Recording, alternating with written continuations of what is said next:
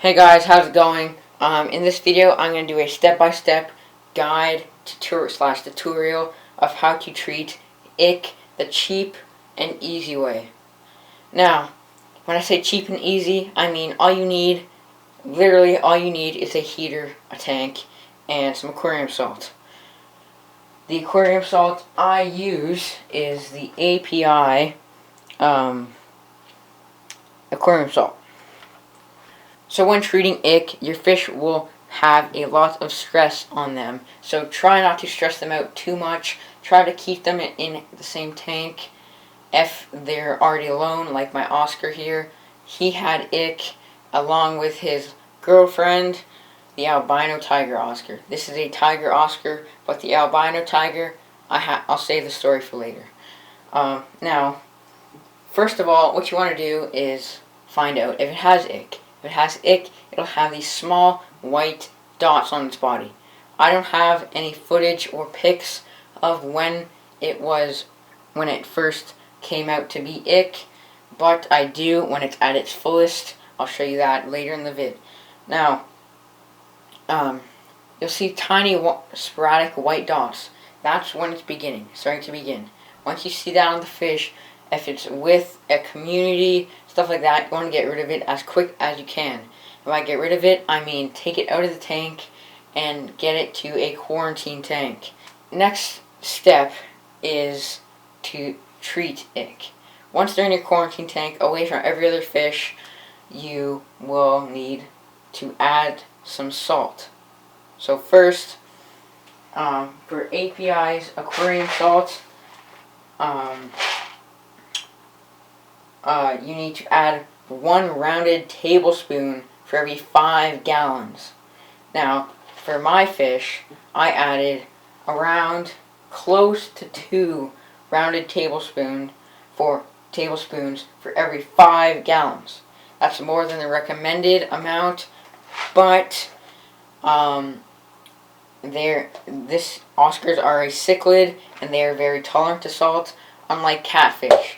If you have catfish, I do not recommend this method because catfish are very sensitive to salt. And another fish that this is not recommended for is goldfish and types of cold water fish, because in this method you need heat, and they're not very tolerant to heat, especially higher in temperature. So, I let the aquarium salt dissolve in a cup of water first. Warmer water, it should dissolve quicker, and if you stir it, it'll also dissolve quicker.